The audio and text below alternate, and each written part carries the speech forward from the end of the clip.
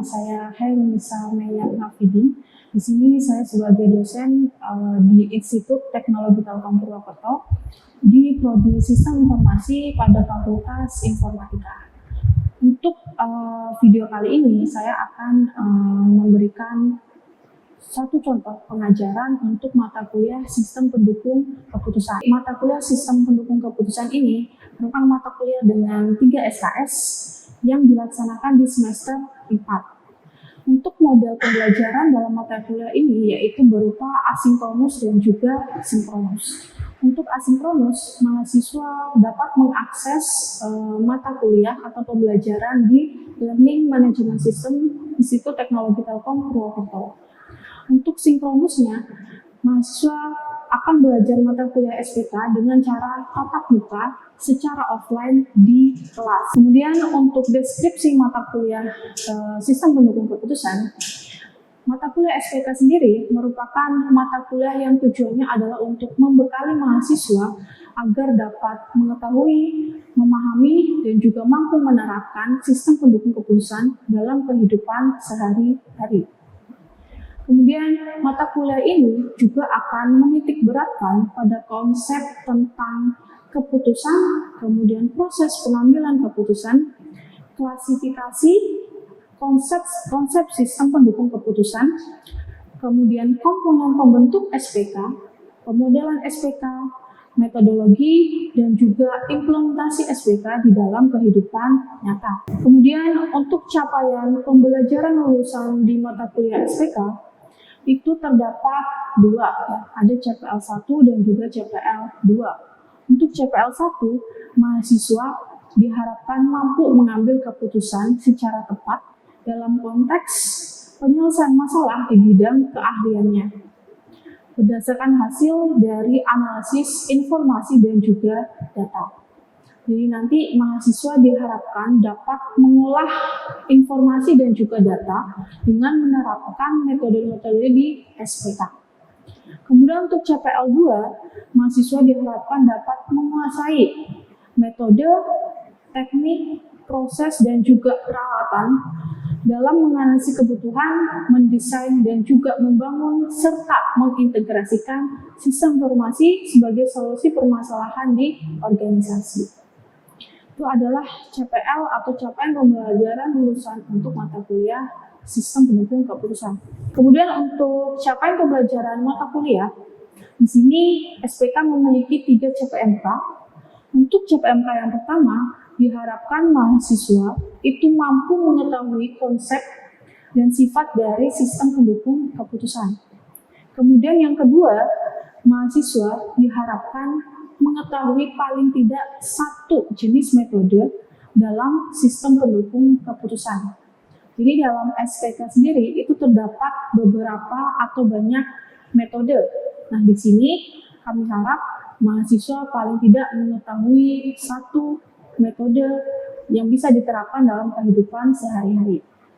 Kemudian untuk CPMK terakhir, mahasiswa dapat menerapkan sistem pendukung keputusan dalam kasus di bidang sistem informasi.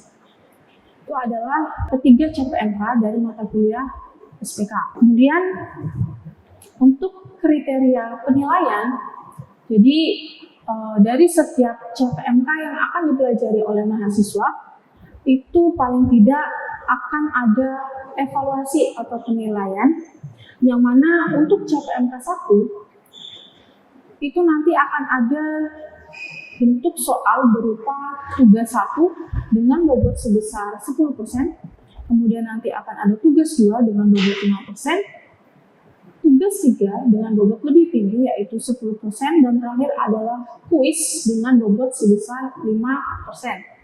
Jadi total keseluruhan untuk CPMK 1 itu bobotnya adalah sebesar 30%. Kemudian untuk CPMK 2, evaluasi itu dilihat berdasarkan tugas 4 dan juga tugas 5. Kedua tugas ini memiliki bobot yang sama yaitu sebesar 10% untuk masing-masing tugas, sehingga totalnya adalah 20%. Dan terakhir untuk CPMK 3, evaluasi untuk mahasiswa itu dilihat dari tugas 6 dan juga tugas besar. Nah, di sini tugas besar itu memiliki nilai paling tinggi dibandingkan tugas lainnya, yaitu memiliki bobot sebesar 40%, ya. Sehingga kalau kita jumlahkan secara keseluruhan nanti akan mendapatkan bobot sebesar 100%. Itu untuk kriteria penilaian. Dan terakhir untuk rentang nilainya, untuk mata kuliah STK itu mengikuti standar secara umum di ITTP atau Institut Teknologi Telkom Purwokerto. Untuk rentang nilainya yaitu mengikuti rentang nilai dari 0 sampai 100 dengan nilai A sampai dengan E. Seperti itu. Oke, saya kira itu untuk deskripsi mata kuliah sistem pendukung keputusan. Selanjutnya adalah contoh video tatap muka proses pembelajaran di kelas. Terima kasih. Oke, selamat pagi semuanya. Oke, jadi kita ketemu lagi ya di pertemuan ke-6 tuh. Nah, sebelum sampai ke pertemuan ke-6, mungkin kita flashback dulu ya ke pertemuan sebelumnya. Kemarin kita sudah mempelajari tentang pemodelan di SPK, gitu ya, atau sistem pendukung keputusan. Nah, sekarang kita akan lanjut mempelajari lebih dalam lagi terkait model di SPK, seperti itu ya. Nah, sekarang untuk tema hari ini itu adalah manajemen model tingkat lanjut, gitu ya. Nah, oke, kita langsung masuk saja. Oke, nah di sini untuk manajemen model tingkat lanjut kita akan membahas mengenai model optimasi, ya, model optimasi dengan formula analitik. Nah, salah satunya itu ada ini MADM ya, atau multi attribute decision making. Multi atribut, multi itu artinya apa? Banyak ya, atribut ya, atau mungkin kalian bisa atau sering mendengar kriteria, gitu ya. Jadi kalau di SPK ya, sistem pendukung keputusan, kalian akan sering mendengar istilah yang namanya atribut dan juga kriteria. Nah, kedua istilah ini itu artinya sama, gitu ya. Jadi kalian tidak perlu bingung, atribut itu sama dengan kriteria, gitu ya. Oke, nah di sini decision making, multi attribute decision making artinya apa? Dalam suatu kasus atau pengambilan keputusan itu akan ada banyak atribut atau kriteria, gitu ya. Oke, nah untuk MADM sendiri nanti kalian akan sering mendengar istilah juga yang namanya alternatif, gitu ya. Nah, jadi kalau alternatif ini adalah sebuah objek yang berhak atau memiliki kesempatan yang sama untuk dipilih. Dipilih oleh siapa? Oleh pengambil keputusan, gitu ya. Nah, misalkan nih saya mau kasih contoh untuk alternatif pada kasus pembelian smartphone misalkan. Berarti alternatifnya apa? Smartphone-nya ya, atau bisa kita sebut juga sebagai merek ya. Misalkan kalian mau membeli sebuah smartphone, pasti akan ada merek-merek yang akan kalian pilih, ya. Misalkan apa? Misalkan yang pertama alternatifnya adalah iPhone 15. Kemudian yang kedua apa? Samsung Ultra S24 misalkan. Kemudian yang ketiga misalkan apa? Xiaomi. Xiaomi apa? Saya nggak tahu Xiaomi. Xiaomi tipe X misalkan, gitu ya. Nah, ketiga jenis ini kita sebut sebagai alternatif, ya. Ini adalah alternatif. Nah, sekarang kalau saya tanya, kalau misalkan contohnya adalah sistem pendukung keputusan untuk pemeringkatan atau pemilihan ketua BEM, berarti alternatifnya kandidat ketua BEM. Berarti apa? Nama-nama ya, nama-nama calon ketua BEM. Misalkan ada Febri, ada Putri, gitu ya, ada Isaura dan sebagainya. Itu kita sebut sebagai alternatif. Paham sampai sini? Paham ya? Oke, kemudian yang kedua itu ada atribut atau tadi kita sebut sebagai kriteria, ya. Jadi atribut di sini ya disebut sebagai karakteristik. Artinya apa? Ketika ada sebuah objek, gitu ya. Jadi karakteristik tersebut akan menggambarkan objek tersebut, gitu ya. Jadi karakteristik yang melekat pada sebuah objek, gitu itu. Nah, di sini untuk atribut Misalkan tadi kita contohnya pemilihan smartphone, berarti atributnya kriteria atau karakteristik yang akan dipilih berdasarkan spesifikasi. Misalkan contohnya kalian beli HP, dilihat apanya dulu? RAM, kemudian baterai misalkan, terus apa lagi? Kamera, terus harga. Kan kalau milih harga yang murah atau yang mahal? Murah. Oke, pasti kebanyakan akan memilih harga yang murah tapi kualitasnya bagus ya. Nah, ini adalah atribut. Nah, kalau misalkan contohnya adalah pemilihan ketua BEM, berarti atributnya prestasi bisa. Terus apa lagi? Pengalaman boleh. Pengalaman kan bisa pengalaman organisasi sebelumnya gitu ya. Kalau prestasi kan bisa mungkin prestasi akademik, ya non akademik, gitu ya. Terus apa lagi? Satu lagi biasanya yang suka menjadi indikator. Kalau terkait akademis, nggak ada lah. IPK biasanya itu ada ya, IPK gitu. Nah, itu kita sebut sebagai atribut. Paham? Oke. Kemudian kita lanjut lagi. Nah, di dalam MADM itu kalian akan sering bertemu dengan ini ya, bobot keputusan. Disimbolkan dengan ini ya, W. Nah, nanti bobot keputusan ini akan menyesuaikan dengan kriterianya gitu ya. Jadi misalkan kita punya tadi berapa kriteria untuk pemilihan BEM 3 ya, IPK, pengalaman, dan prestasi. Nah, bobot ini merepresentasikan kriteria tadi gitu. Misalkan untuk memilih ketua BEM kita memberikan bobot berapa? 50% untuk IPK misalkan. Kemudian 30% untuk pengalaman dan sisanya untuk prestasi. Dari kasus ini berarti yang paling tinggi IPK. Berarti dalam memilih ketua BEM itu prioritaskan IPK-nya yang tinggi atau bagus. Ya, ini nanti kita akan ketemu dengan bobot. Kemudian ada juga nanti matriks, gitu ya. Nanti kita akan belajar matriks. Nah, selanjutnya di MADM itu ada 2 kategori. Ini yang akan sering kalian temui gitu ya. Jadi ada 2 kategori, yaitu kriteria keuntungan dan juga kriteria biaya gitu ya. Nah, oke, kita lihat dulu yang pertama. Untuk kriteria keuntungan itu nilainya pasti akan dimaksimumkan atau dimaksimalkan gitu ya. Jadi kalau misalkan kalian nanti melihat ada kriteria keuntungan gitu ya, itu nilainya pasti akan dimaksimalkan. Atau gampangnya seperti ini. Untuk membedakan antara kriteria kriteria keuntungan dan kriteria biaya, kalau kriteria keuntungan itu biasanya yang kita pilih adalah nilai, semakin tinggi nilainya semakin dipilih ya. Kalau yang biaya semakin rendah nilainya itu yang akan semakin dipilih.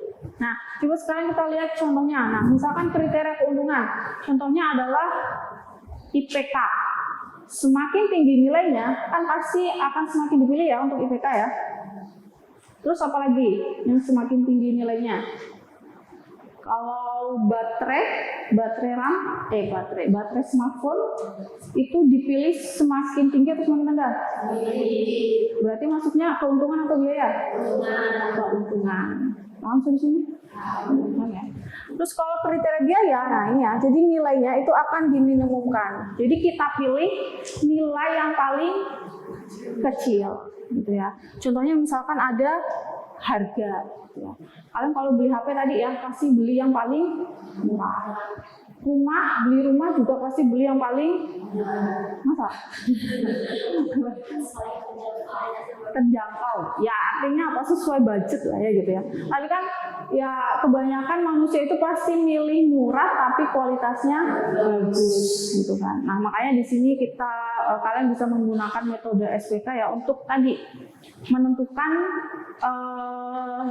sesuatu gitu ya berdasarkan kriteria tertentu seperti itu. Contoh lainnya lagi mungkin ketika kalian memilih perumahan misalkan. Rumah biasanya kalau kalian milih itu apakah milih yang jauh dari kampus atau yang dekat dari kampus? Ya, kebanyakan pasti akan milih yang dekat, kecuali mungkin ada kriteria tertentu lain lagi ya yang mengharuskan kita memilih yang jauh gitu. Tapi kebanyakan pasti akan milih yang dekat. Nah, itu termasuk contoh lain lagi ya dari kriteria biaya. Oke? Paham? Bisa kita lanjut? Ya, gimana Feb? Itu kan tadi misalnya contohnya IPK, prestasi sama pengalaman kan ada di bukan. Misalnya IPK kayak 50%. Itu yang pembobotan itu bisa itu kasih apa gimana? Nah, untuk pembobotan dari masing-masing kriteria, gitu ya, itu disesuaikan oleh si pengambil keputusan. Jadi misalkan kalau untuk BEM, pemilihan ketua BEM, berarti yang mengambil keputusan itu siapa? Ya misalkan kemahasiswaan misalkan. Kemahasiswaan ya. Nah, berarti yang menentukan bobot tiap kategori itu nanti adalah orang kemahasiswaan seperti itu. Artinya sih pengambil keputusan. Kalau pembelian rumah berarti siapa? Pembeli ya, pembeli rumah. Jadi kan nanti dia memberikan bobot-bobot ya. Misalkan tadi untuk jarak sekian sampai sekian nanti bobotnya 5 misalkan. Untuk jarak berapa nanti bobotnya 4 dan seterusnya. Gitu, Feb? Oke, kita lanjut. Paham semua ya? Ya. Oke. Ini, nanti kita akan kita akan menggunakan ini ya, matriks untuk menghitung SAW. Oke, nah di MADM sendiri hasil akhir dari perhitungan MADM itu adalah berupa perankingan, ya. Jadi semua masalah yang kalian hadapi dan diselesaikan dengan MADM gitu ya, itu pasti nanti akan berupa ranking. Jadi misalkan kalian punya tadi pemilihan ketua BEM ya, berarti nanti akan berupa ranking 1, 2, 3 dan seterusnya, ya. Atau mungkin kalian memecahkan masalah terkait pemilihan kabupaten terbersih misalkan atau terbaik. Nah, itu kan nanti akan berupa ke rankingan. Jadi kita memilih siapa yang paling baik atau paling best performance gitulah ya, seperti itu. Ya, itu untuk MADM. Kemudian, ini adalah hierarki dari MADM. Jadi semua didasari dari adanya masalah ya. Jadi semua didasari dari adanya masalah. Masalah ketua BEM berarti apa? Ya, pemilihan ketua BEM ya. Kemudian diturunkan ke kriteria. Kriterianya apa tadi? IPK, pengalaman, prestasi. Kemudian alternatifnya kandidatnya. Ya, misalnya Febri, Putri ya, dan seterusnya. Oke? Jadi kalian buat dalam bentuk hierarki seperti itu. Nah, ini kalian lihat di sini kan sampai A ke N, C ke M. Artinya apa? Jumlahnya ya bisa sesuai yang dibutuhkan gitu ya. Misalkan alternatifnya itu sampai 10, sampai 11, 20 dan lain sebagainya gitu ya. Nih. Oke. Nah, ini adalah beberapa metode yang banyak atau bisa kita gunakan ya untuk menyelesaikan masalah MADM. Jadi ada SAW, TOPSIS, WP maupun AHP ya. Jadi nanti materi-materi ini yang akan kita pelajari di pertemuan selanjutnya seperti itu. Nah, untuk hari ini kita akan membahas dulu mengenai SAW ya, metode pertama. Oke, SAW simple additive weighting gitu ya. Jadi SAW ini mudahnya ya, itu disebut juga sebagai ini, metode penjumlahan terbobot. Jadi nanti setiap masalah atau setiap kriteria yang ada itu akan diberikan bobot seperti itu. Itu adalah penjumlahan terbobot. Nah, sekarang kita lihat. Nah, ini adalah rumus atau formula yang akan kita gunakan untuk menghitung masalah dengan menggunakan SAW. Jadi di sini nanti kita ada mencari nilai RIJ ya. Nah, di sini ada dua ketentuan ya, ada dua ketentuan. Jika J-nya itu adalah atribut keuntungan atau benefit, maka kita akan menggunakan rumus yang max ya. Jadi nilai XIJ dibagi nilai maksimalnya. Kemudian jika nanti kalian bertemu dengan atribut biaya, maka akan menggunakan yang min, gitu ya. Jadi min XIJ dibagi XIJ-nya, ya. Tuh. Ini adalah rumus pertama dari SAW. Kemudian yang kedua, setelah kalian mendapatkan nilai RIJ, kemudian kita akan mencari nilai preferensi, gitu ya. Jadi ini adalah perhitungan terakhir untuk mencari nilai terbaik, yaitu dengan mencari nilai preferensi, yang mana rumusnya adalah sigma W tadi apa? Bobot dikalikan nilai RIJ. Ya, RIJ-nya dari mana? Dari rumus pertama tadi ya. Betul. Jadi kita cari RIJ-nya dulu, kemudian nanti kita hitung nilai referensi. Oke? Oke, langsung kita lihat ke contoh. Oke, sekarang saya akan memberikan contoh. Misalkan di sini kita akan memilih karyawan untuk dipromosikan sebagai apa? Kepala unit SI, gitu ya. Ini kita sebut sebagai apa? Kriteria. Berarti ada berapa ini? 4. Oke, coba sekarang kita identifikasi. C1 itu kriteria biaya atau keuntungan? Keuntungan. Kenapa? Nilai yang paling tinggi adalah nilai yang dipilih. Kalau C2?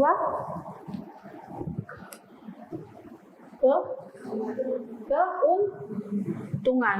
Kenapa? Ya sama konsepnya.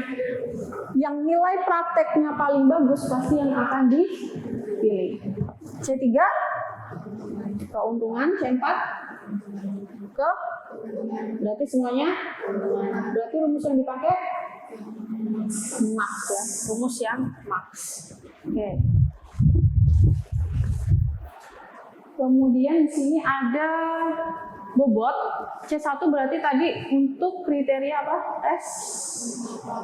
Tes wawasan ya. Kemudian ada C2, C3 dan C4. Nah, ini adalah alternatifnya. Nah, sekarang kita lihat.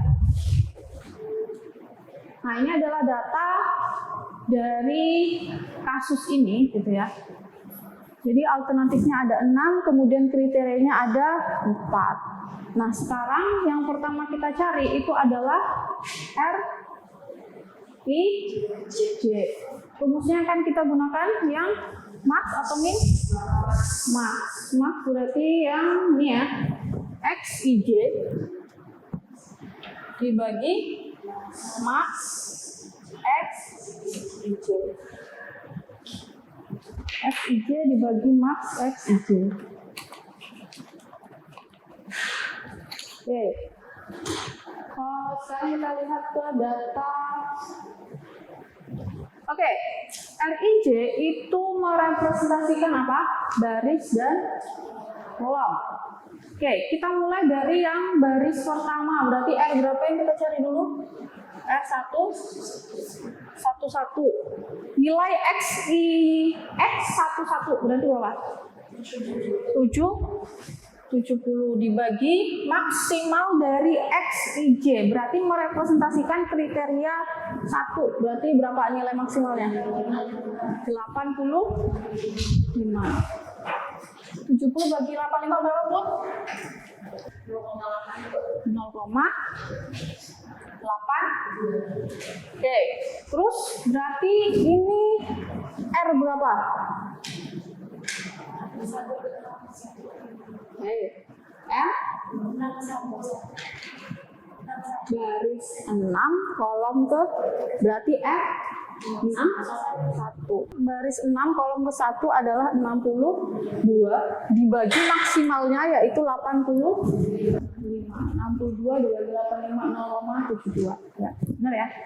Oke. sekarang berarti kita harus mencari sampai R berapa? Ini R6, 6, sampai R baris ke-6, kolom ke-4. Oke, sekarang kalau saya tanya ke Febri R33, berarti berapa R33?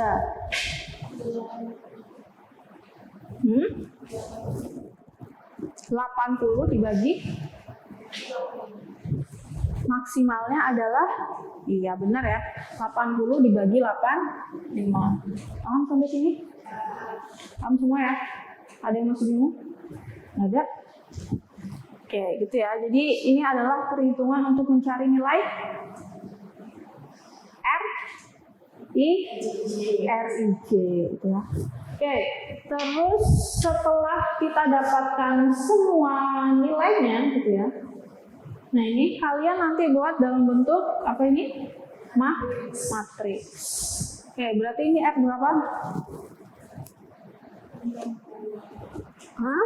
R6, 2. Terus kalau ini? R4, oh ya, 4, 3 ya. Oke, paham ya? Kemudian yang terakhir itu adalah mencari apa? Menghitung nilai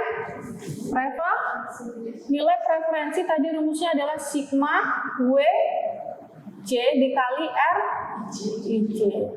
Oke, WJ-nya berapa? Nah ini tadi ya, WJ-nya itu sudah diketahui. Ini berarti W berapa? W1, berarti bobot untuk kriteria 1 ya. Kemudian ini berarti W2, W3, dan W4. Oke, sekarang kita mencari untuk V1. V1 berarti W1-nya berarti berapa? 0,35 dikali RIJ-nya berapa ini? 0,8. Ini untuk kriteria berapa?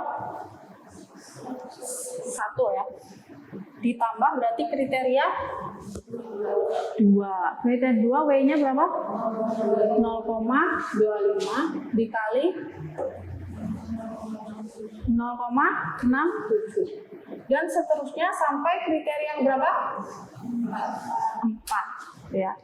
Dan seterusnya sampai kriteria ke-4. Kemudian nanti V-nya berarti sebanyak apa ini? 6 ya, atau alternatifnya kan ada 6 ya. Jadi sebanyak 6 alternatif. Nah, di sini yang kita pilih nilai terendah atau tertinggi? Tertinggi. Berarti siapa yang keluar sebagai, yang dipilih sebagai ini? Pemenangnya? V5 ya, paling tinggi adalah 0,93. Seperti itu. Paham? Ada yang mau ditanyakan dulu sampai sini? Gimana, Feb?